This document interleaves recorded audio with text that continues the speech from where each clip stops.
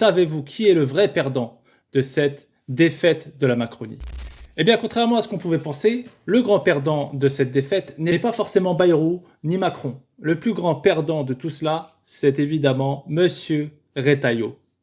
Monsieur Retailleau, ministre de l'Intérieur, vous le connaissez bien puisqu'il a mené ces derniers mois une véritable politique offensive d'extrême droite avec une présence particulière sur les thèmes liés à l'identité, liés à l'immigration, liés à l'islam. Évidemment, ça paye sur CNews, sur BFM TV, dans les grands médias, le JDD, toute cette presse Bolloré finalement, qu'il a soutenu dans cette entreprise et cette croisade, je dirais presque, contre l'entrisme, le séparatisme, l'islamisme. Vous connaissez cette rhétorique qui veut déshumaniser une partie de la population. Évidemment, je parle ici des musulmans. On pourrait également évoquer les Français de papier. Ce sont des expressions qui ont été tenues par le ministre de l'Intérieur. On pourrait également évoquer sa non-présence à la mosquée. Cette mosquée qui a été le théâtre de l'assassinat d'Aboubacar Cissé. Retailleau, c'est également le ministre qui s'est opposé à l'Algérie, au régime algérien, comme on aime l'appeler en France et dans les médias.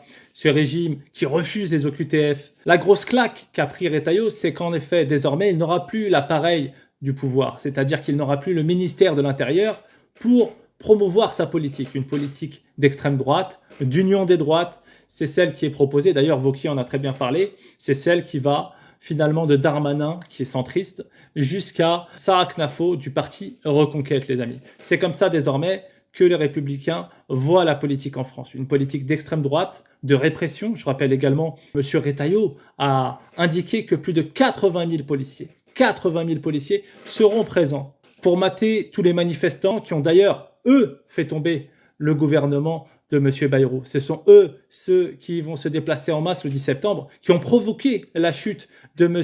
Bayrou. Il faut également rappeler que M. Retailleau avait profité de son exposition médiatique pour récupérer le bateau Les Républicains, un bateau qui était déjà en train de tanguer, mais qui risque de tanguer encore plus, si ce n'est de couler, puisque M. Retailleau avait poussé les différents députés LR à voter favorablement au maintien du gouvernement Bayrou. Bon, il n'a pas été suivi puisqu'une partie importante de ces députés ont voté contre ou se sont abstenus. Évidemment, c'est encore trop tôt pour le dire puisqu'on ne sait pas si M. Retailleau sera reconduit dans un futur ministère. Mais en tout cas, aujourd'hui, Retailleau a perdu. À très vite les amis et abonnez-vous.